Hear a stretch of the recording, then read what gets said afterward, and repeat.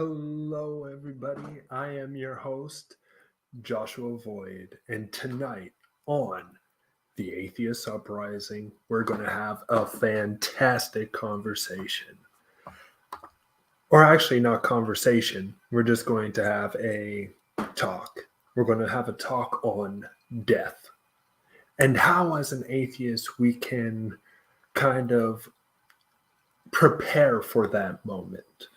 But before we jump into that, I just want to thank everybody who's within the chat at the moment, who is listening in. Thank you very much for listening. It means a lot.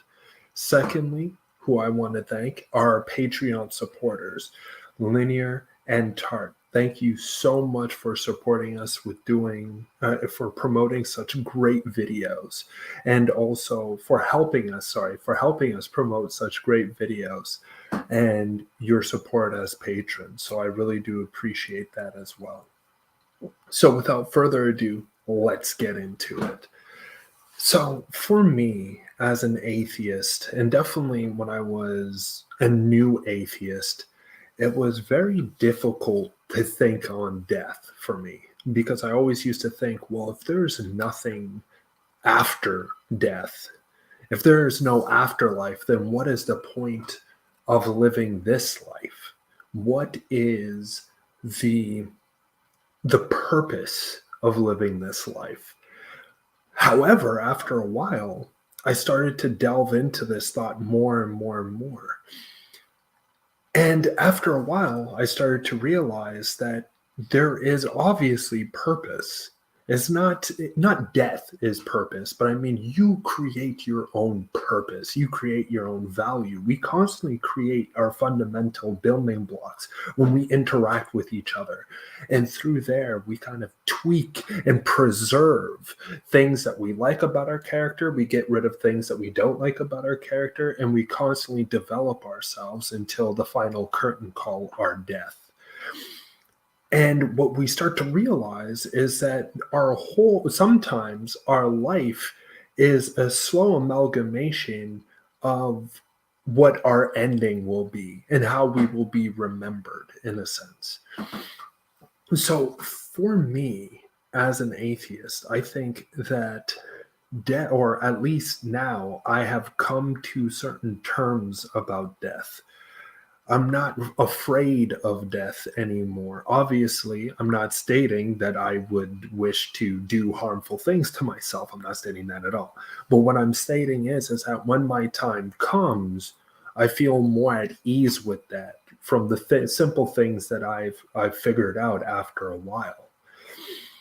So let's delve into those little simple things that I myself delve into. So the very first thing that I constantly hear is when people tell me, and even new atheists ask me, well, what happens if a person that's really close to me dies, like my child or my husband, or just my spouse or children? What do I do? How do I wrap my head around this?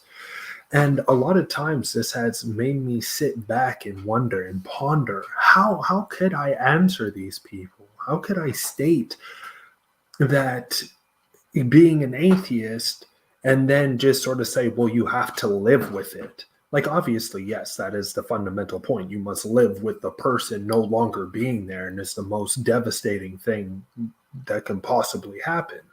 But the question is that not to tell people we do want to deal with reality, obviously, but I'm just saying that there's more to it. And for me, my aspect is that if you lose a child, or if you lose a husband or a wife or a family member, the one thing that I think about is that you're experiencing, or you're continuously living, right, in order to remember them by living. That's the whole entire point. So you're living for them, in a sense. So if your child, or if anybody is deceased, for instance, that is very close to you, the one way that I've figured out the kind of or at least to state to people who ask me, well, happens if people very close to me pass away?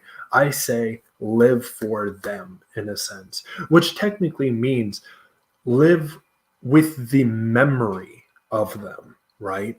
If you are somebody who used to do Legos with your child, but your child is no longer there, sometimes the best thing to do is just to do Legos, you know? Remember that time. Don't suppress the emotion, release the emotion. Remember the time that you were doing Legos with your child by doing Legos yourself. And in that action, you are remembering the good times that you once had. And henceforth, yes, there's a sense of sadness, but at the same exact time, there's a sense of release because you're doing something that you remember, that you have those happiest moments with your child, you're now doing, and you're now building up the that memory. You're still thinking about them and keeping them within your head in a sense, which is a very good way of actually coping and stuff like that. Because a lot of times I hear people say, we'll let go, or okay, well, they're gone and now we got to move on. But a lot of times, because we are creatures that put a lot of emotion into our concepts, what ends up being, in my opinion, is that we hold on to those facts. We hold on, or not facts, my opinions. We hold on to those concepts so hard that a lot of times those concepts can break us. But the thing is that if we are able to do things that made us happy with our children in a sense, and those children are no longer there, or let's just say you and your spouse used to love walking outside, the one thing that I would say is do not stop walking outside because your spouse is no longer there, or brings forth sometimes sad memories, because it's like, this is what me and my husband used to do. I think in that recollection, it's actually beneficial to go through those steps, because yes, you'll get hit with a torrent of emotions, but at the same time, you're going to be doing something that you and that person love to do.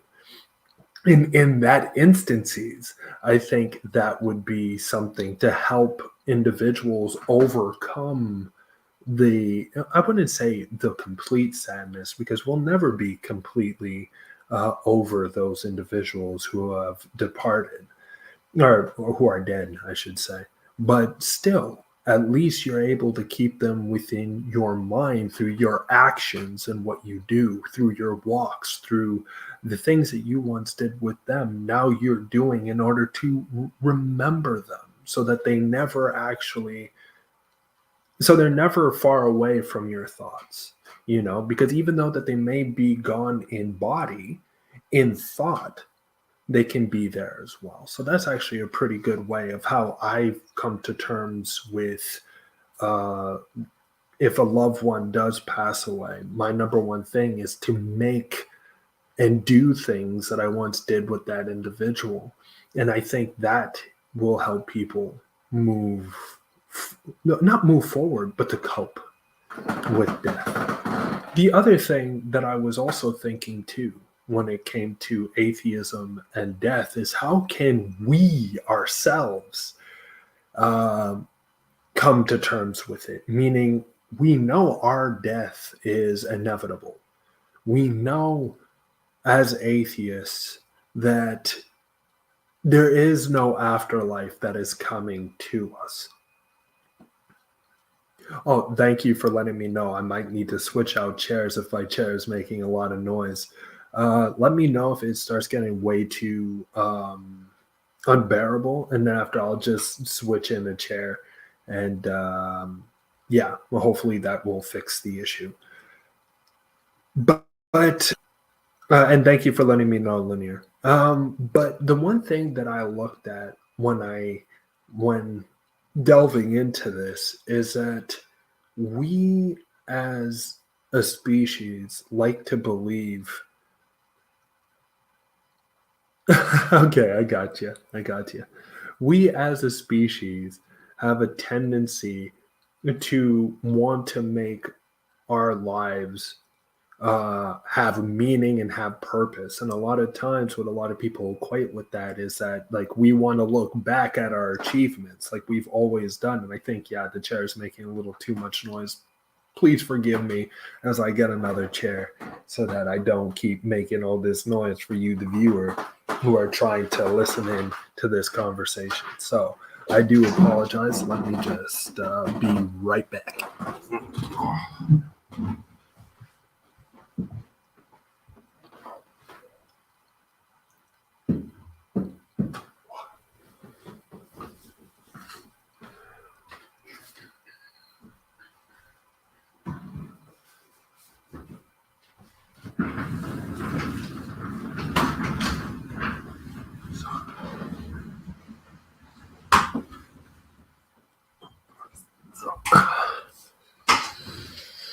Let's not knock over anything. Okay. We are ready with a more comfortable, with a more or less loud chair. So hopefully this will be much better in order. So when I move, it's not going to make too much noise. Okay, so back to the topic matter. So what I think would be a good thing when we look at our own demises at the end of the road is how can we, what's the word I'm looking for? How can we prepare for that road, right? And the first initial thing that I think that people sometimes want is for that road to be obviously purposeful and meaningful and stuff. And a lot of times, just like how I look at things as being a, I forgot the word, but it'll come back to me. A hedonist, not a hedonist, isn't it a hedonist? Yes, a hedonist. The thing is that life is meant to be lived to its fullest, right? It cannot just be lived, or of course it can be, but I mean, there needs to be exploration. I think humans in general are intently explorative when it comes to the world in general, when it comes to going in and seeing different cultures and interacting with different individuals. And I think what's beautiful is that the more that we experience, I think the more we feel fulfilled in a sense. And through feeling fulfilled, we can slowly but surely have a checkbox of, let's just say, purposeful things to us that we can check off at the end of the day as we are moving through life itself. We can then put these check boxes, we can check these check boxes off, sort of like a bucket list in a sense. And through checking these boxes off, we can slowly but surely get more, like, it's kind of weird, but our life in certain cases is preparing for our death in a sense. So we try to go out and experience everything before we can experience anymore because of death itself. So I think one of the main things and the main points of interest for everybody, in a sense, is to experience life to the fullest. Try to experience it, try to delve into it, because when it's too late and when you're on that deathbed and you're looking back at your own life, you don't want to look at, well, of course, we always make mistakes, but we don't want to look at things that we could have done, but we just never did it because we didn't have the drive to do it. There's certain cases, obviously, where it comes with money and everything like that, and I didn't have the expense in order to pay for trips and so on and so forth. So don't get me wrong. I know that there's certain things that block that criteria, but still, it's because I really find that when one prepares for death, one is wanting to look back at one's life and really keep in mind the things that they have done, in a sense. And the things that they have done equate to if one is ready and prepared to leave the, or not leave the earth, but to die, or when one wants to hold on to life because they haven't experienced that much as of yet. And I think that's one of the huge ways that we can kind of overcome the fear of death, is to experience as much as we can. And through that experience, then we can really start to feel that our life, to ourselves, obviously, are made purposefully in our own way. Not that they are determined by some sort of purpose. That's absolutely ridiculous. Well, actually, I can't say that, because if we look at evolution, the whole entire purpose of an organism is survival. So that's the predominant purpose of all things, is just to survive. But I mean, when you look at the aspect of when you're sitting back and you're looking at your life on your deathbed, what is the one thing that people always state? I don't think I did that much, or I wish I did more, or I wish I said this to my family more. I wish I said I love my wife more than I actually do. Or I wish. You hear all these wishes and all these things that people wanted to do, but never gave it a shot to do it, or never thought would need to do it, because they were kind of like, well, I'm alive now, so I always have tomorrow. And I think that is the problem, is that tomorrow might never come.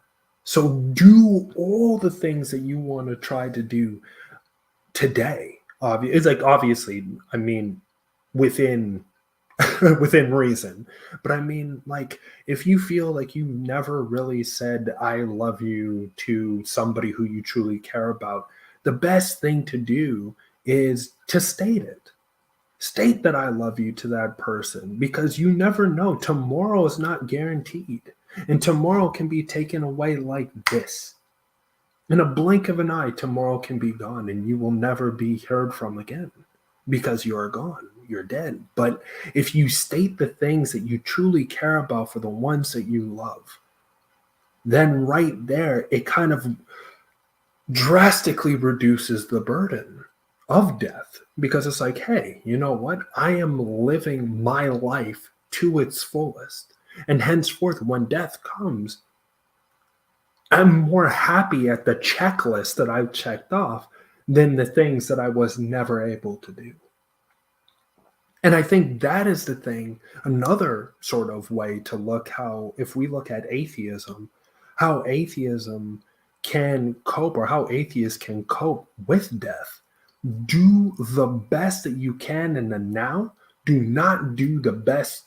Don't procrastinate for future, because if you procrastinate in the future, you're only going to have regrets at the end of the day, and that in your final curtain call, you will have regrets.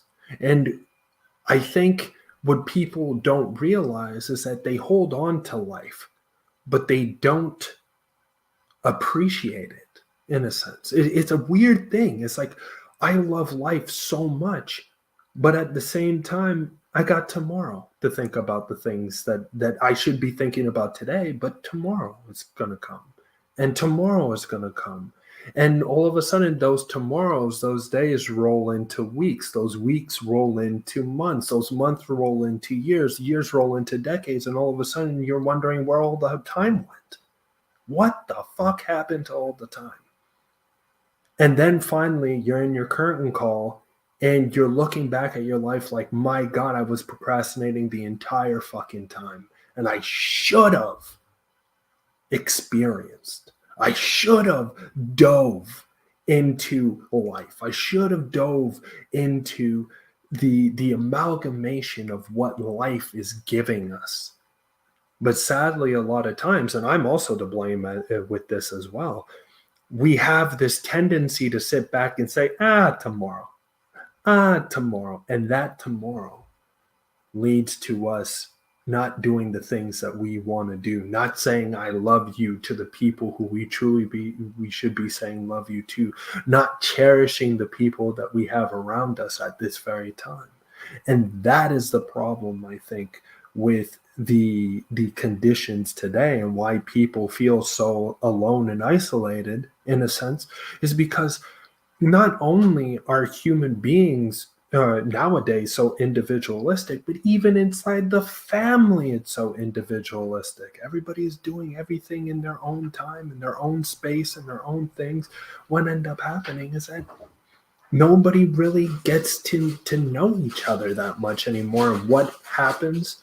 Everybody feels that they're isolated in their own little bubbles.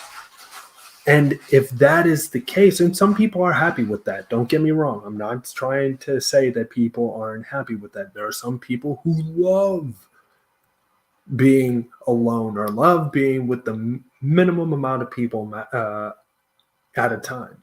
And for those people, continue doing what you're doing. I'm not trying to say you got to change this or change that. If you love doing what you're doing, then continue doing what you're doing.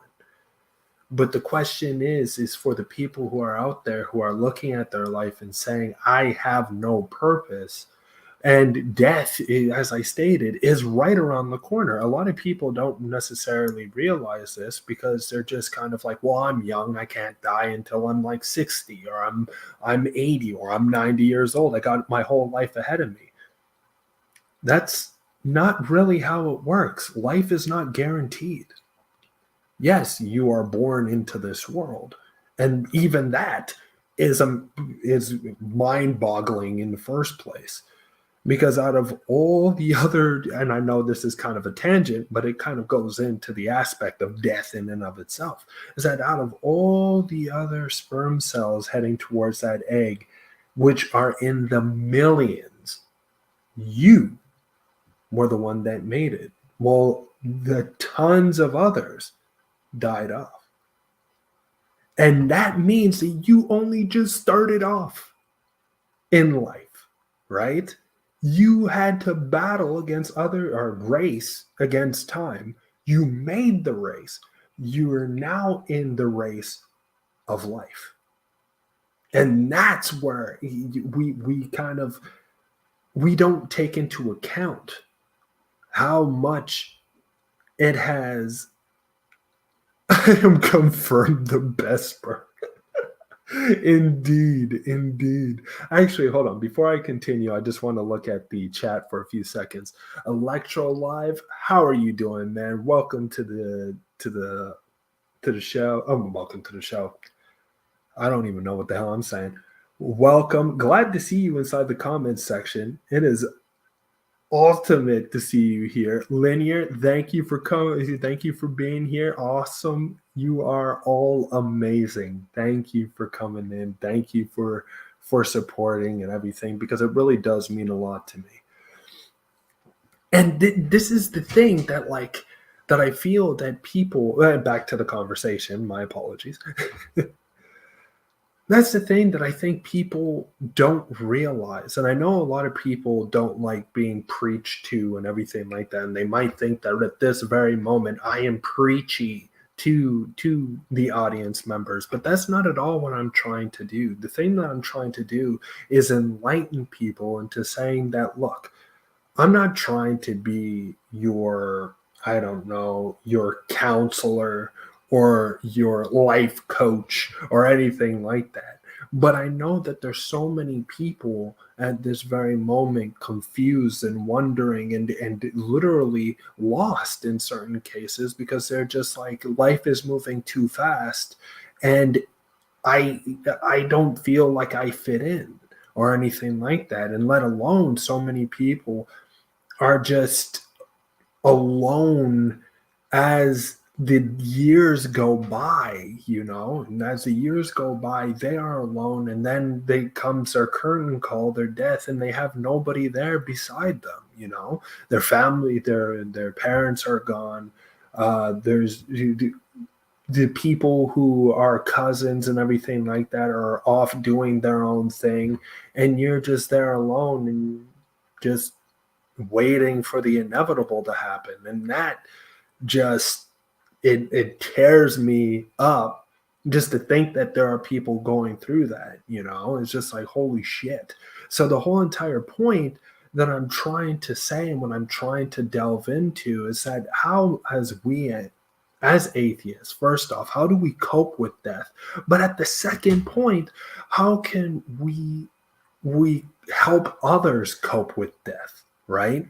How can I help another person who's kind of not sure with their life at the moment and might run into be completely depressed and stuff like that, and then all of a sudden they hear, I don't know, anything, and all of a sudden their lives are so much better, and then all of a sudden through what they hear, they can start making either better decisions for themselves or whatever the situation may be. But life is, I completely agree with that. Electro Live, completely agree with that. Life is already lonely by default. Let me put that up on the screen. Yeah, so life is already lonely by default. It is good to reach out and be a source of positive company when possible. You are absolutely correct. And that's the thing, is that when people, and I think that's the strongest thing about atheism in a sense, is that we know that there's no afterlife.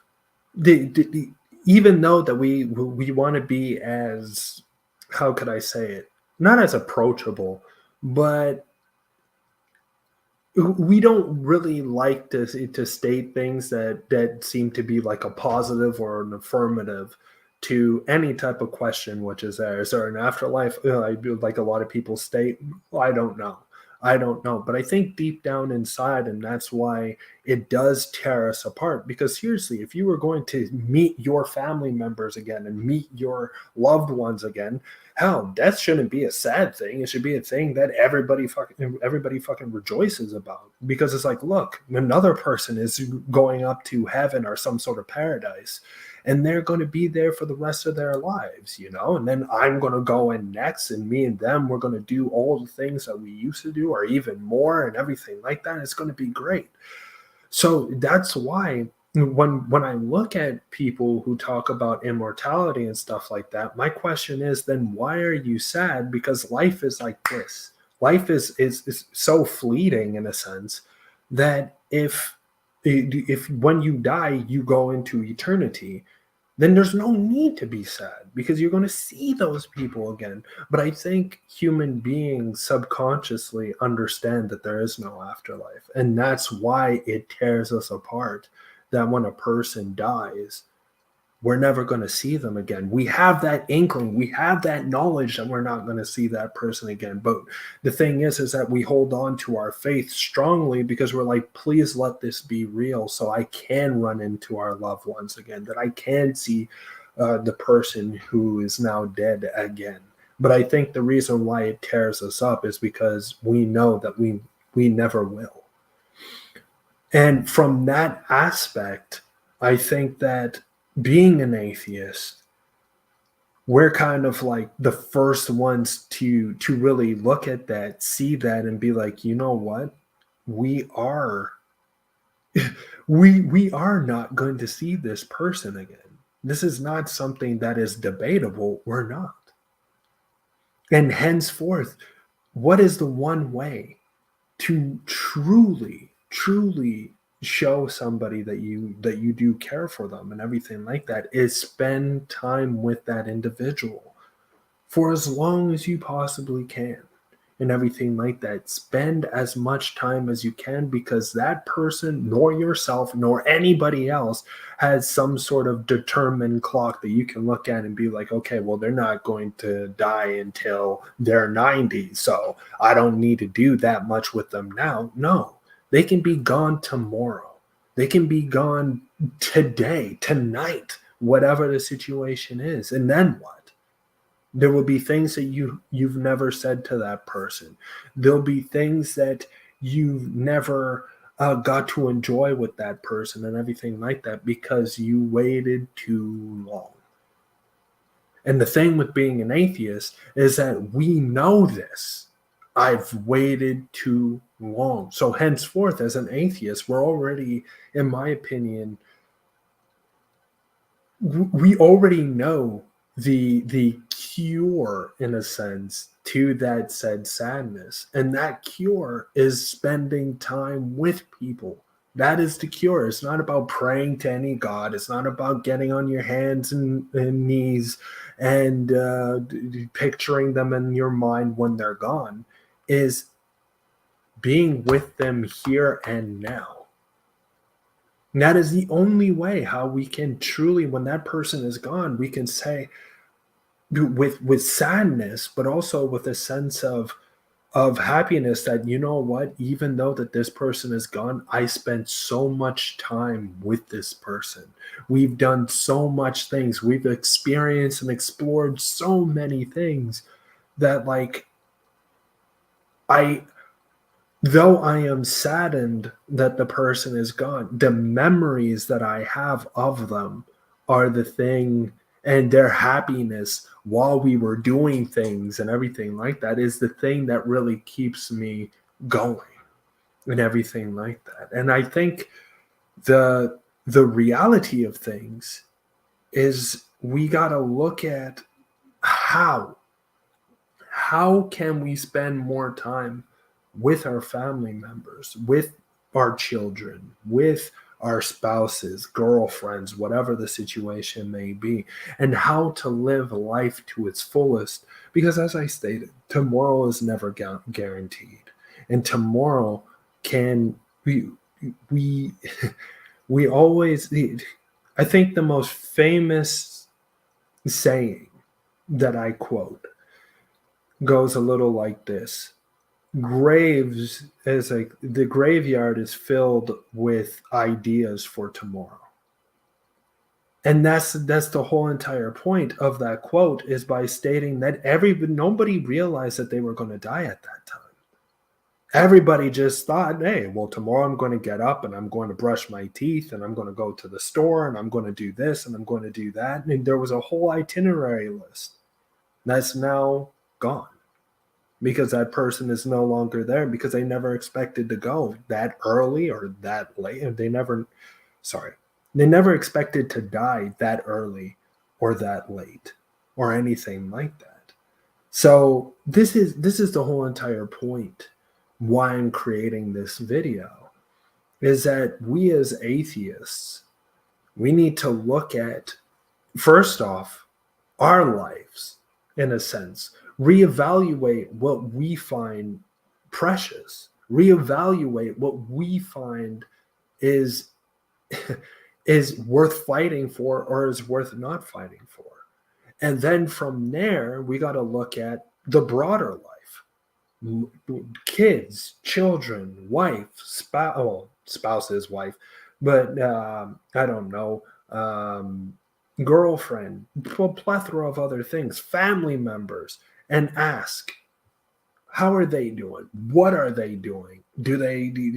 Am I there for them? Or am I just somebody who just seems to be like with them at some point and then gone to do something else on other points, and then after, like, they never really have enough time to spend with me, you know? And I know that sounds selfish as hell when I say it like that, but it's true, because we are social species. So we need to think and care about the individuals around you, because you are something that has meaning to them, right? The spouse you have meaning to your spouse, you have meaning to your children, you have meaning to a plethora of other individuals within your life.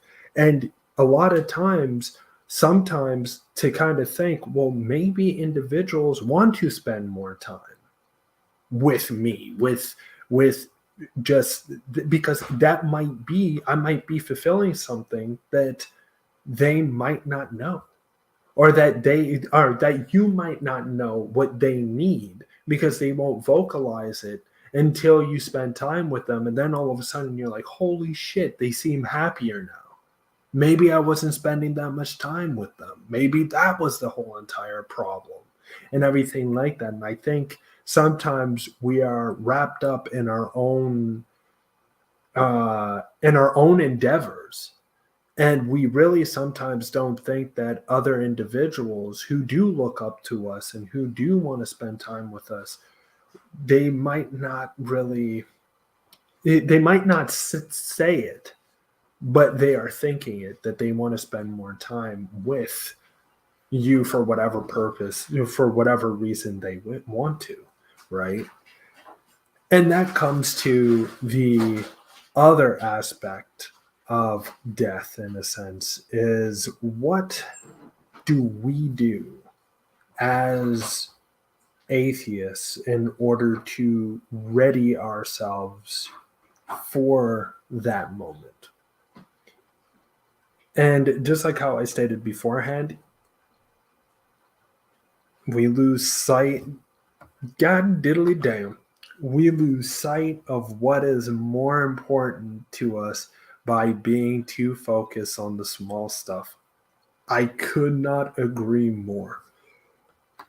And I think that's the thing, right? Is that when we look, oh, actually, I think I forgot one thing. And let me know, Linear, if I am taking this out of context or if this was way before, because I do apologize for that. But let me put this in here. True. But some things in life take good timing. If I did everything the moment I wanted it, I don't think I'd have all of it.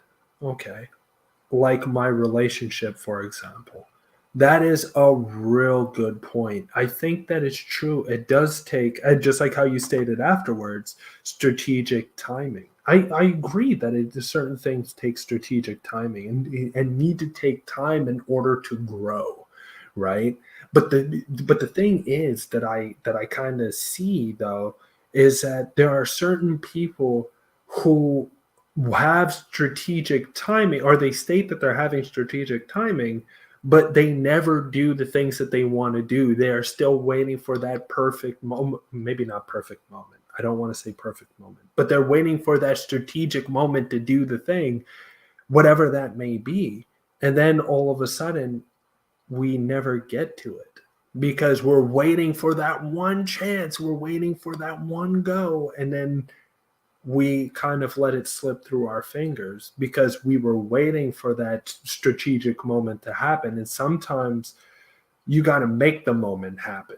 You can't wait on a moment to happen. You got to make the moment to happen. But just like how I stated, that's just sometimes. That's not all the time.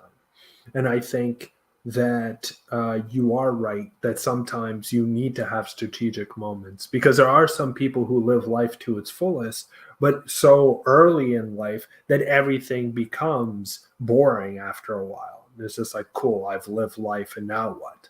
I've explored maybe not all the islands, but I've explored the world almost twice over again, or maybe even more. And it's just like, what do I do now? There's nothing more to do. And now I'm bored. And now I'm just sitting here wondering what's the next thing, So you are right. There is a certain aspect of strategy. Like you don't want to do everything so fast that you become bored with life by the time you're 30.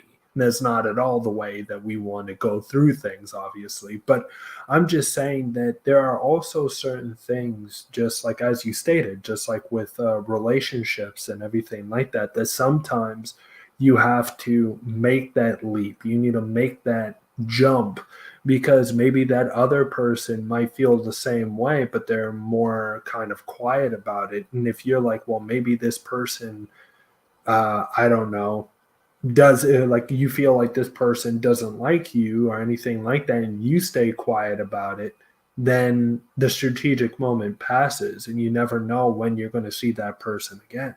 So at certain times you need to make that leap, you need to make that jump into the unknown and just kind of take whatever happens. What I mean by that is that, like, you don't know if the person is going to say no, I'm not interested, or maybe jump full into it and be like, yes, of course I'm interested in you and everything like that. I just was waiting for my own strategic timing.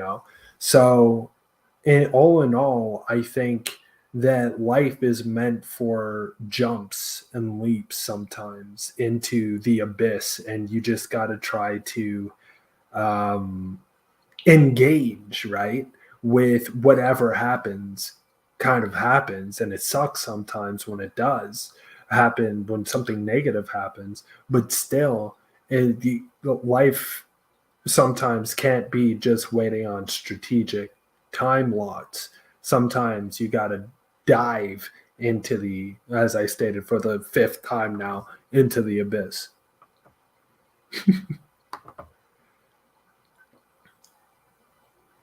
You're right. You're right. It was super before, but at least hopefully because I know that it wasn't a question, it was more of just a statement. But I hope that through what I've stated, it kind of like is part of um, that statement as well, and wasn't sort of like firing into the dark type of thing. So I do apologize that it was a late response to your statement, but I hope that it still had something to do with your statement, how I responded at the moment. You should be able to see when things are posted. Yes, true. If I had asked my boyfriend out at the moment, if I had asked my boyfriend out the moment I knew I had feelings for him, I would still be single. I'm right. I would agree with that, but I mean, still, I think that at the same time, there there was also some sort of jump into the quote unquote abyss, right? Because even though that your boyfriend at the time was quote unquote single, um, you didn't know that, nor did you know if your boyfriend now had um, uh, that said liking to you as well, right? So there was a lot of things that were kind of ambiguous, and from there, you kind of jumped at the scenario. Uh,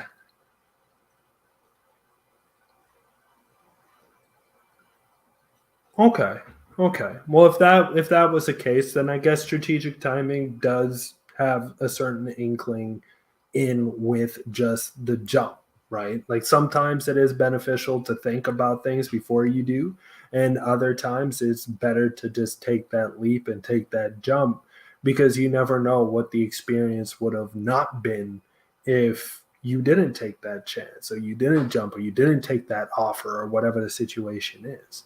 So life is filled with experience, and I think that the best way in order for somebody to have the, I don't want to say the most fulfilling life, because that's a subjective um, account based on individuals in general. But what I would say is that we as human beings have an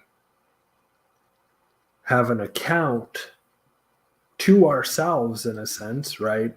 That there we do have a certain point of bucket lists that we want to fill at some point within our lives, and I think that there's a reason why that is, because it helps give our life a little more excitement and flair. And I think that a lot of times people don't want to do these type of things because they're afraid that they might get hurt, injured, or whatever the other situation might be, right?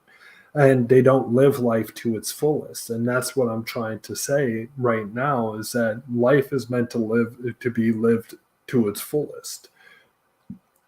And if there was somebody, because there's also a philosopher that I like to read whose name is Seneca, for instance, and he wrote a book, or like I mean, it's not even a book. He wrote like a transcript on time and happiness, and he delved into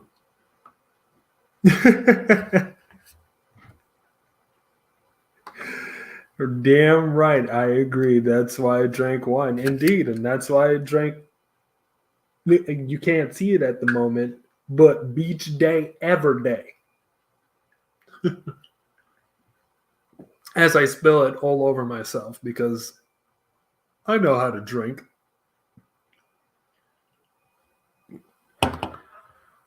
But all in all, and sorry if that was loud. I didn't mean, if anybody's wearing headphones or whatever, I didn't mean to slam that down on the table that loud. But yes, that's why I think that even the most smallest things, just like how you stated, Linear, like drinking wine or me beach day every day and everything like that is is so it can put a smile on somebody's face or make life a little more exciting, make life a little more sometimes bearable, and that's again what I look at as an atheist is, how do we make and ideally good music? Yeah, eat good food, drink. I was about to say drink good food, drink good drinks, and with good people, and ideally good music. You're absolutely right. These particular things are what make life worth living for, and also give us such great experiences that when we come to our end, we can smile back and be like, I did the things that I wanted to do. I wasn't forced to do something that I didn't want to do. I was never how could I say it, controlled or anything like that. Like, I lived life the way I wanted to live my life. And now at my curtain call, I can smile back and say, this was a fulfilling life for me. And remember, just like I stated, that is a subjective thing. That is not an objective thing. Something that fulfills your life can be something that is not really fulfilling for other individuals' lives. But all in all, the outcome is still the same, right? If you live a fulfilling life, death is not that scary anymore, because it's just like, yo, I lived.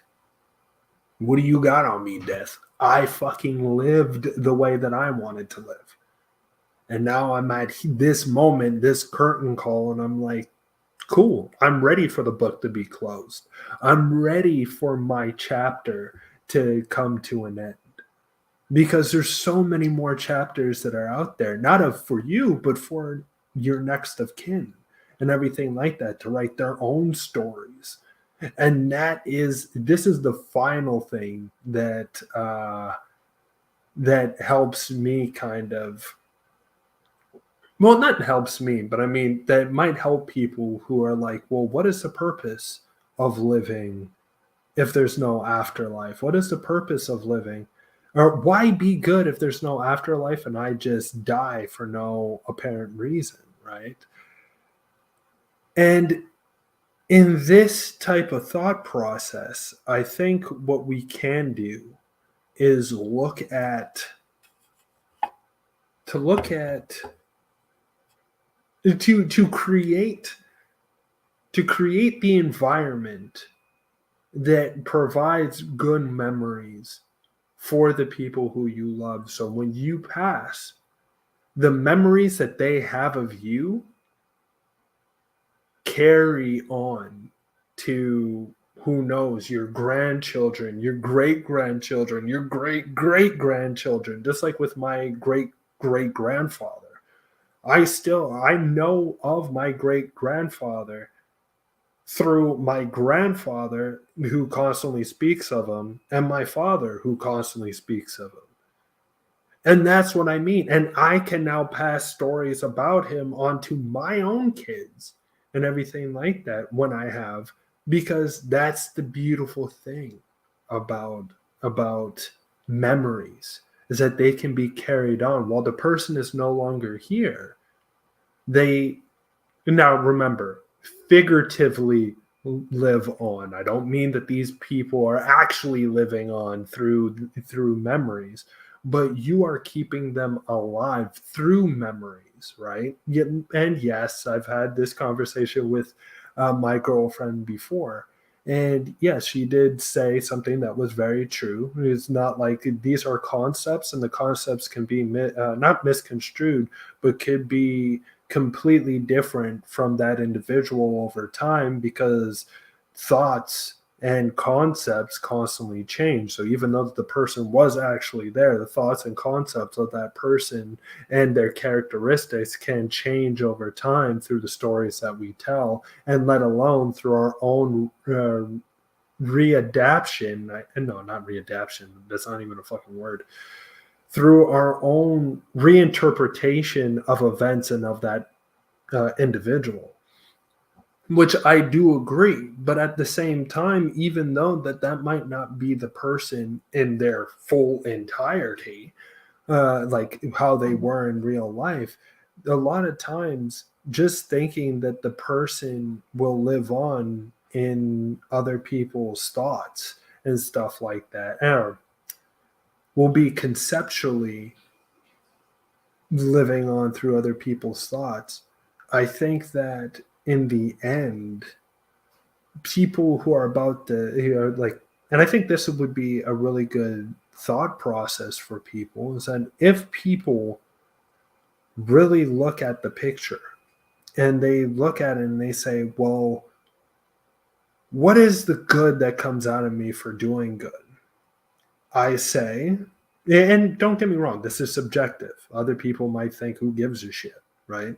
But at least I'm trying to give a subjective, beneficial meaning for why somebody might want to do things in a particular way.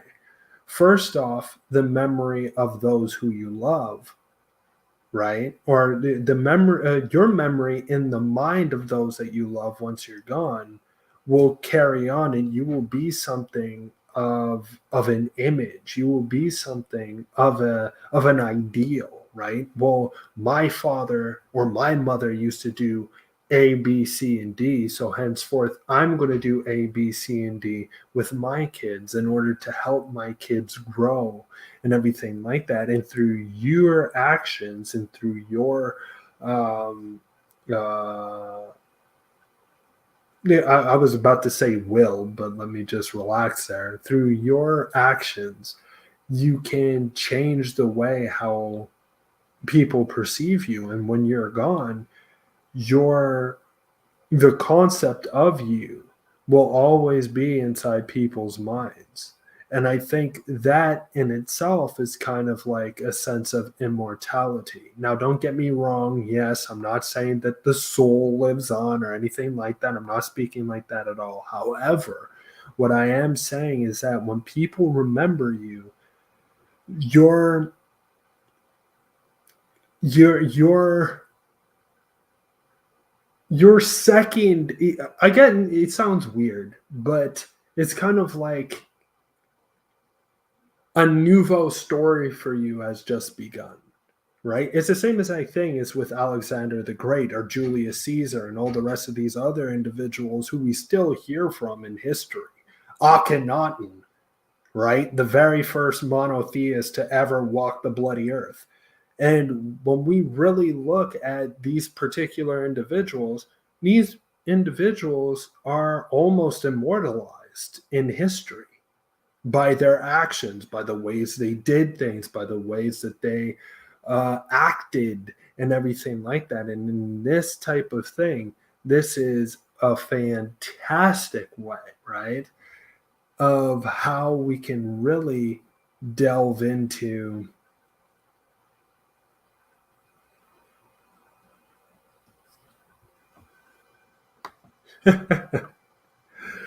yeah, you're right. It has none of your consciousness, but the reality is that it can have an ideal on other individuals over time, right?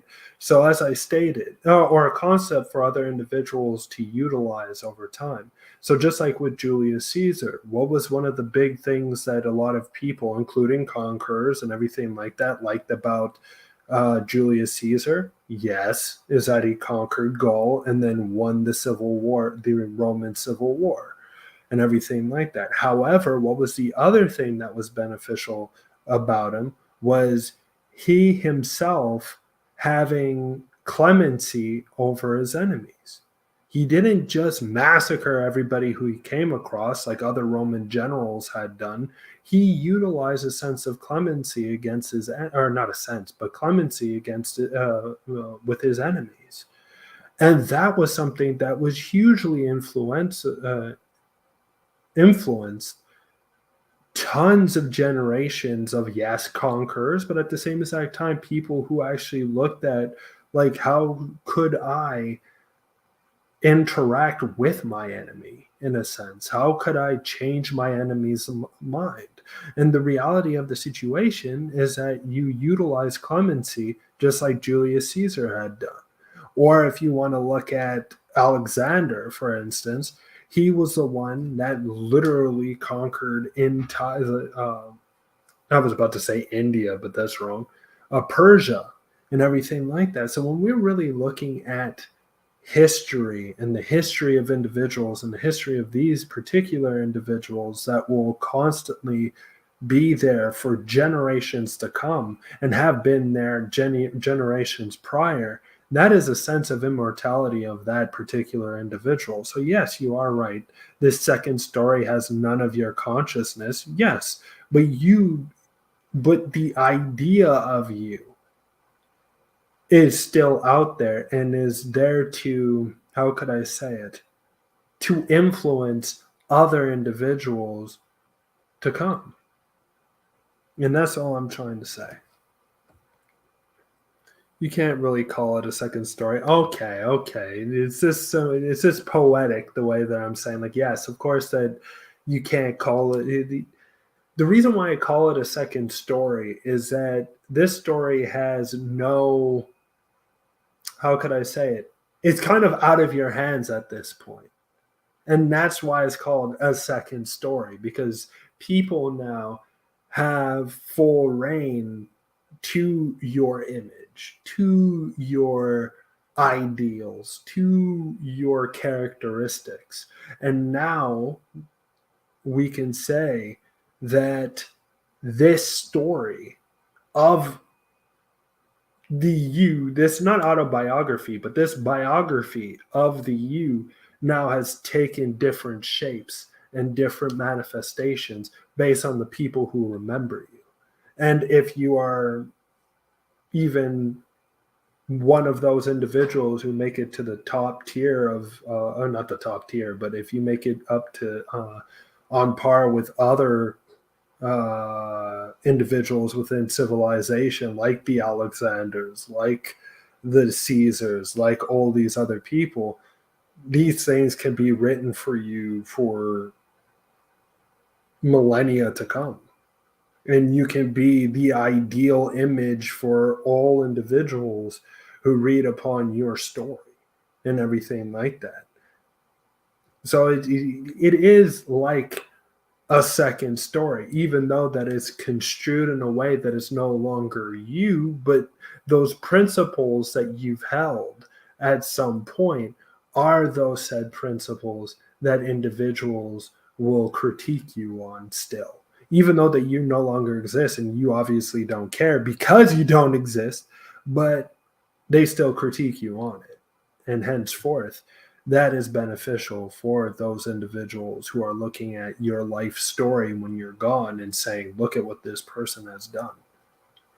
And I think that's what a lot of people in history try to do when they're alive, is to create that image, or to create that characteristic, or these characteristics that build into the, how could I say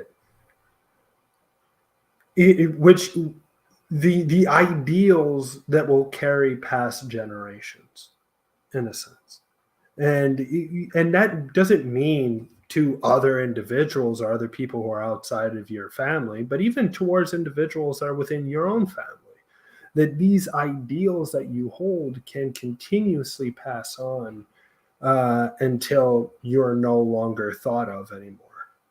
And that's all I mean. That's why I call it a second story, in a sense. It's not that there's any type of immortal soul or anything like that, but it's the concept, it's the ideas, it's the thing that you promoted, which then carries on your legacy in a sense, which is a beautiful thing in my opinion, at least. But for that moment, I am needing to close this down because it's almost 10 o'clock where I'm at, and I don't want to wake anybody up. So, again, thank you all so much for coming on to or watching the Atheist Uprising today. I really do appreciate it. It's awesome to see that the chat is so lively and everything like that. Thank you so much. And also, I want to really thank the patrons for the Atheist Uprising. Thank you so much for helping us do what we love doing, which is create videos for you, the viewer. And now I must say that it is fare thee well, everybody, and stop by tomorrow for an awesome conversation with me and Greg about Genesis. Say what?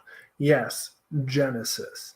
We're going to delve into the story of Genesis, and we're going to just have a conversation about it. My atheist point of view and his Christian point of view. And it's going to be an awesome conversation. So if you want to come by, come on by. I love it. Also, if you want to be a Patreon supporter, hit the link down below in the description box. If not, it's cool. Your decision. And also, if you want to join our Discord, because now we have a Discord server, Atheist Uprising server. If you want to, bang, hit the box down below, the description box, and you will join in to the Atheist Uprising server.